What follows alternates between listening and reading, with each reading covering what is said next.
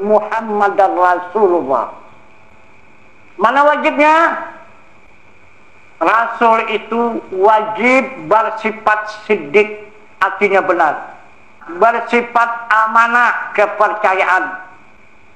Bersifat tabligh, menyampaikan. Wajib bersifat fatanah, yaitu bijaksana. Itu wajibnya. Lawannya mustahil. Mustahil Rasul itu tidak benar. Mustahil Rasul itu tidak amanah. Mustahil Rasul itu kitman, artinya menyembunyikan, tidak menyampaikan. Dan mustahil Rasul itu tidak bijaksana. Harus. Apa harus? Bagi Rasul?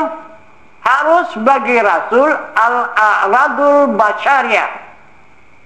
Berperangai mereka itu Rasul sebagai perangai manusia yang tiada membawa kekurangan pada martabat yang maha tinggi, seperti sakit, makan, minum, tidur, lapar, lelah, dahaga, bersuku, berbangsa, berketurunan. Hanya harus bagi mereka itu Rasul. Nah, jadi bertingkah seperti, berbuat seperti manusia, Rasul itu harus. Boleh jadi, boleh tidak. Ini di dalam kalimat tauhidnya, di dalam kalimat syahadat ini. Nah itu, jadi apabila kita mengimankan, kita meyakinkan Muhammad itu serupa dengan kita ini, maka batalah kalimat la ilaha illallah Muhammad Rasulullah. Batal itu. Kalimat musyarafah. Batal. Kalau kita menuduh Muhammad serupa dengan kita biasa ini. Dia bukan, dia seperti. Nah, contoh. Dia karena lampu begini berbayang apa enggak wujudnya? Hah, kan? Dia tidak berbayang. Itu diri Muhammad sebenarnya. Karena sinar matahari, ada bayangannya? Tidak. Kalau berpijak di tanah yang lumpur, yang becek gitu, dia tidak berbekas. Tapi kalau di batu dia berbekas. Ah, kan tidak serupa dengan manusia ini. Nah, lagi yang paling tak bisa sama kita, dia 63 tahun. Berapa kali masuk WC? Ah, coba berapa kali dia? 1 kali cuma. Masuk kaki kiri, keluar kaki kanan. Coba. 63 tahun. Coba kalau kita bikin 3 bulan. Harus nggak?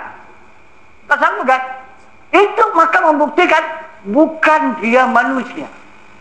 Nah, Halimatus Sa'diyah yang menyusukan dia. Apa kata Halimatus Sa'diyah? 2 tahun aku menyusukan Muhammad, tidak pernah memasang lampu di waktu malam. Apa itu maksudnya? Apa maksudnya? 2 tahun Muhammad di rumahnya tidak pernah masang lampu malam. Kan? Masih terang. Lebih daripada lampu. Siapa dia? Nah, cobalah kita gali lagi keterangan Ja'far Shiddiq. Ya, si Ja'far Shiddiq di abad yang ke-6. Si Ja'far Shiddiq mengatakan kepada masyarakat umum, fawaladat sallallahu alaihi wasallam nurayyatana la usana. Itu apa yang dilahirkan oleh Aminah, kata Ja'far Shiddiq, yaitu Muhammad sallallahu alaihi wasallam. Nurai, nur yang memancar ke seluruh pelosok dunia. Habis semua. Seluruh pelosok dunia diterangi oleh nur yang ada pada diri Nabi yang dilahirkan oleh Aminah. Bukti. 673 patung berhala yang ada di Ka'bah habis amblas ke bumi. Disinar oleh nur dari tubuh Nabi itu. Maka daripada emas, daripada perak, daripada tembaga, daripada batu, daripada besi, daripada kayu, habis amlas. Nah, kemudian yang ada di negeri Parsi, dibikinnya Tuhan itu api. 2000 tahun tidak pernah mati. Disembahnya tiap hari. Datang sinaran nur itu ke dapur api itu, tup, padam api itu.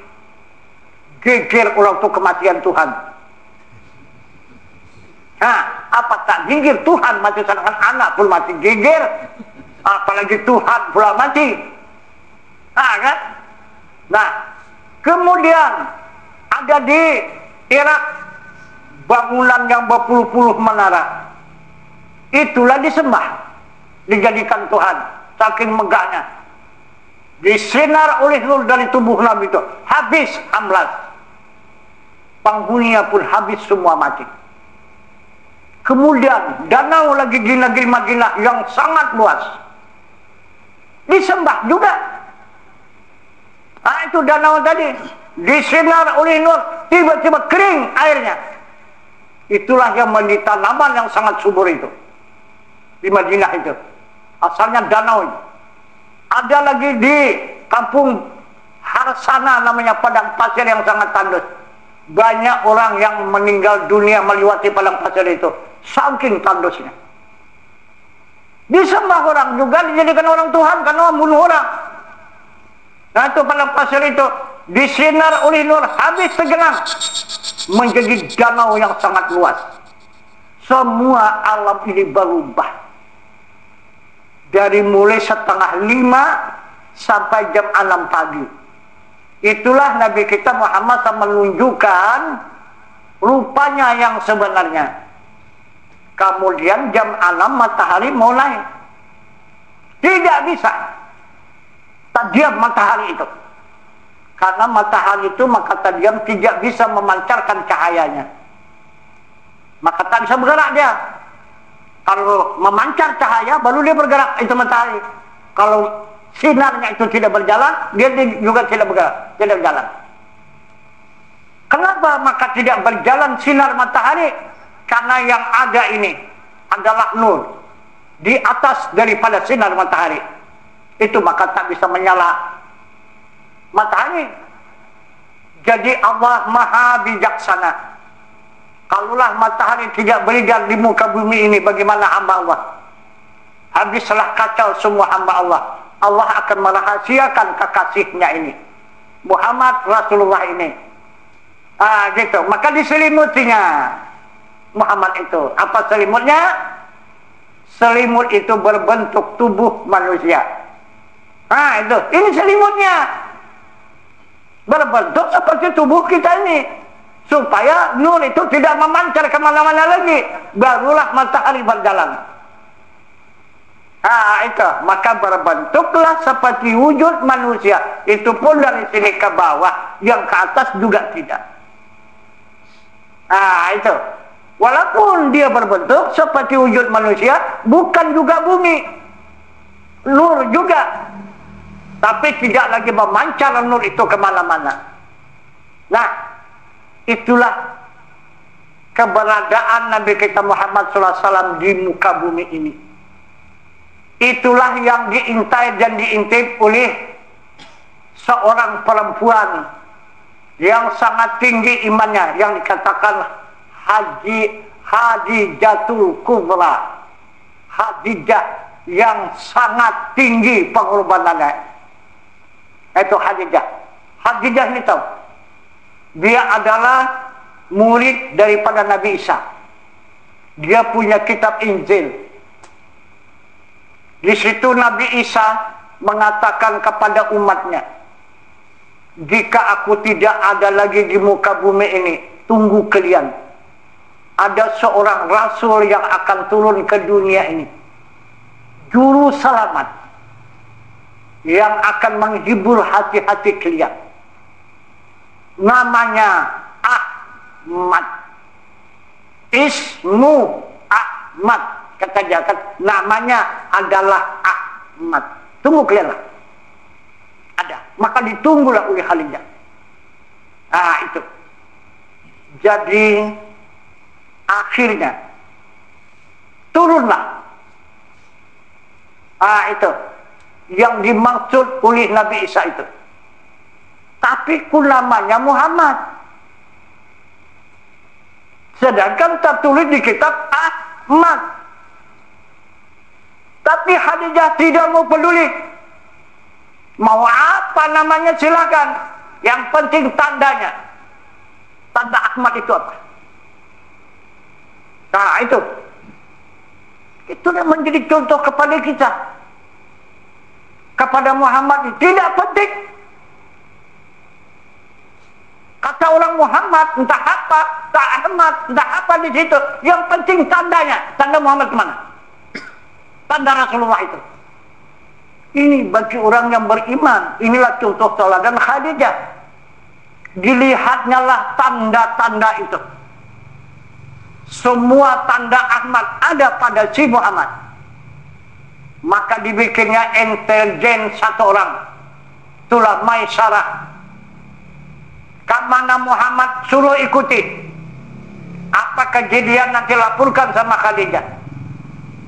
Begitulah setiap hari Muhammad itu dibawa oleh Maisarah berdagang ke negeri Syam, bermacam-macam perkataan orang. Nah itu, mengatakan Muhammad itu hati-hati itu Muhammad, jangan sampai lalai menjaganya, itu akan berbahaya. Nanti akan dibinasakan orang. Itu pendeta-pendeta semua berbicara seperti itu. Kemudian terakhir, Khadijah duduk di lantai 2 rumahnya. Dia memegang kitab Injil itu. Tidak lama di depan, terlihatlah Muhammad itu pulang dengan apanya, pembantunya itu, entelnya itu, sama Maisarah. Dilihat oleh Khadijah, awan di atas macam payung, memayungi Muhammad itu. Tidak panas Muhammad itu. Jadi berpayunglah Muhammad itu dengan awan, kemana biluk Muhammad ke situ biluk awan itu. Kenapa maka dipayungi Muhammad itu? Takut karena panas?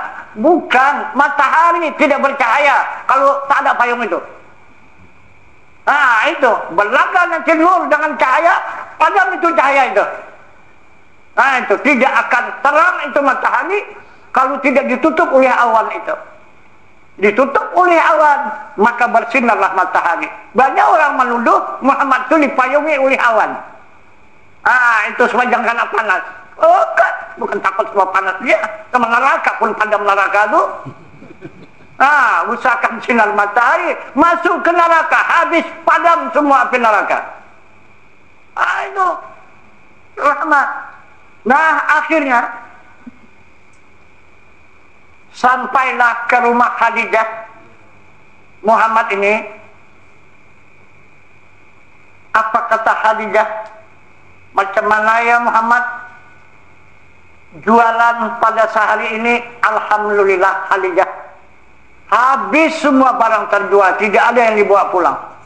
Nah, ini uangnya. Itu, inilah jumlah uangnya semua. Diambillah oleh Khadijah uang tadi, kemudian ditambahnya, kemudian dihitungnya, disediakan uang itu 40 dinar emas. Jadi apa kata Khadijah? Muhammad, sekarang aku ada perlu sama kamu.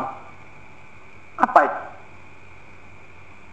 Sekarang aku mau meminang Muhammad untuk aku. Macam mana kau mau menerima aku sebagai istri?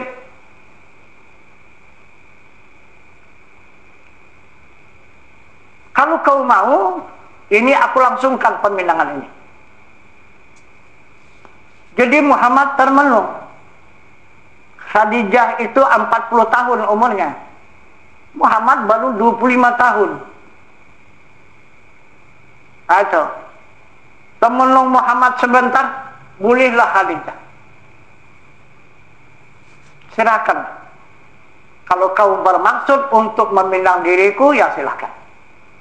Baik, kata Khadijah, kalau kau terima peminanganku ini, aku berikan mas kawin ataupun antaran 40 dinar emas.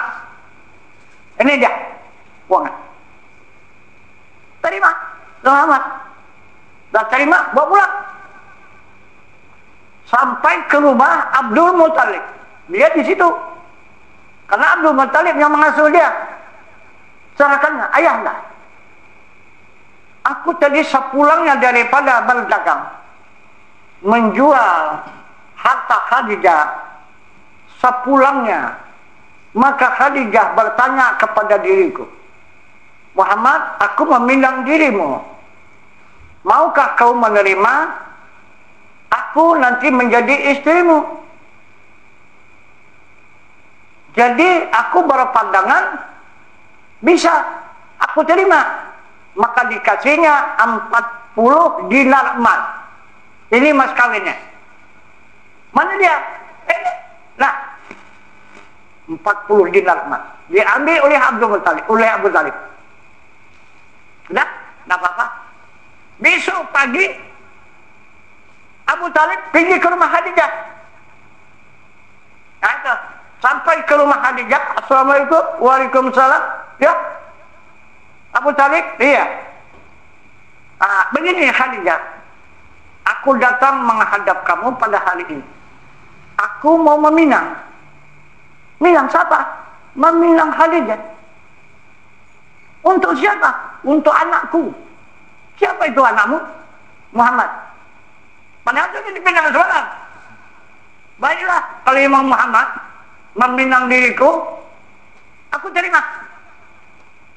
Kalau kamu terima, alhamdulillah Khadijah, ini aku kasih mas kawin 40 dinar emas. Kamu berikan yang ini. Itu pertama Khadijah meminang Muhammad, yang kedua Muhammad meminang Khadijah. Nah, itu maka ada dua peminangan di muka bumi ini. Ada yang kebanyakan kita ini adalah laki-laki meminang perempuan, dan ada sebahagian perempuan meminang laki-laki. Jadi tidak ada salahnya, karena ini sudah disunahkan oleh Rasulullah. Kedua-duanya itu benar. Itu. Nah, jadi inilah yang sebenarnya yang pertama mengetahui Muhammad itu siapa di muka bumi adalah Khadijah. Nah, itu. Jadi sudah jelas di sana Muhammad itu bukan manusia, dia seperti manusia. Itu maka dia sanggup menjadi pemimpin di dunia dan pemimpin di akhirat. Kalau manusia, sehebat-hebat pemimpin manusia, tidak akan bisa memimpin di akhirat. Itu. Jadi Muhammad bisa memimpin dunia dan bisa memimpin akhirat.